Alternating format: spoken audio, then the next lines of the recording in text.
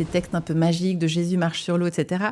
Du coup, c'est vrai qu'une question qui revient aussi, c'est mais alors est-ce que c'est vrai? Est-ce que c'est faux? Pourquoi on écrit ça comme ça? Qu'est-ce que ça veut dire finalement? Ouais, la question du vrai, la question de la vérité, je trouve que c'est une question qui est très profonde et importante à approfondir. Parce que quand on dit est-ce que c'est vrai ou est-ce que c'est pas vrai, en fait, ça touche pas encore vraiment à ce que le récit veut faire. Et je pense qu'on a tous fait l'expérience quand on raconte une histoire, par exemple.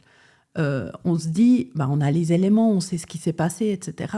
Mais selon qu'on la raconte, je sais pas, à ses copains à l'école ou comme ça, on va choisir des morceaux et qu'on va mettre ensemble pour que l'histoire, elle marche, qu'elle fasse rire ou qu'elle fasse pleurer, ou en tout cas qu'elle suscite quelque chose chez la personne à qui on la raconte. Et c'est la même chose avec les histoires à propos de Jésus. On a des choses, on arrive à reconstruire un certain nombre de choses qu'on pense qui se sont produites, mais après, chaque personne, je pense que c'est plutôt des communautés, je ne pense pas que c'est une personne toute seule qui a écrit l'évangile, mais chaque communauté met ensemble les morceaux et les met ensemble pour dire quelque chose.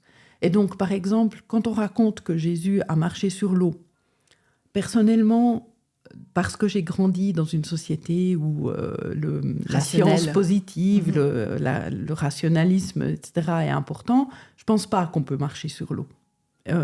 Mais ça ne veut pas pour autant dire, si on veut, que l'histoire, elle n'est pas vraie. Elle n'est pas vraie au sens des critères scientifiques.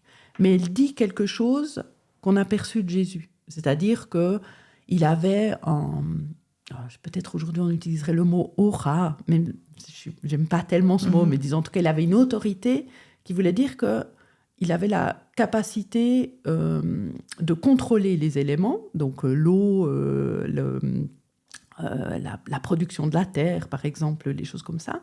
Et qu'est-ce qu'on veut dire par ça? Ça veut simplement dire que c'est un signe que c'est une personne qui est particulière.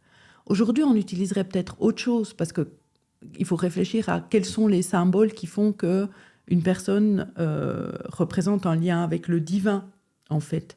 Et dans l'Antiquité, pouvoir contrôler les éléments, l'eau, le vent, etc., c'est une manière de dire il a un lien avec le divin particulier. Donc du coup, la question, est-ce que c'est vrai, c'est pas vrai, elle perd un peu de son importance. Évidemment que selon certains critères, c'est pas vrai, mais ça dit quelque chose de Jésus qui peut être vrai dans certains contextes. Au fond, il y a une espèce de vérité rationnelle et puis il y a la vérité du cœur, j'ai presque envie de dire, ou la vérité de la foi, quelque chose qui navigue un petit peu entre ces deux zones. Oui, et en même temps, je trouve que c'est important de voir que cette vérité du cœur, ou je ne sais pas, spirituelle, je ne sais pas très bien comment l'appeler, c'est pas non plus quelque chose qui est complètement... ça manque pas de rationalité, en fait. C'est-à-dire que c'est pas pour rien qu'on montre Jésus... par exemple, on dit que Jésus guérit les aveugles. Et vraiment, guérir les aveugles dans l'Antiquité, c'est aussi un signe qu'on est spécial.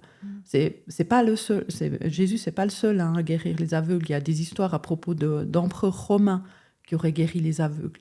Donc ça montre, en fait, qu'on pense que cette personne, elle est un peu différente du commun des mortels.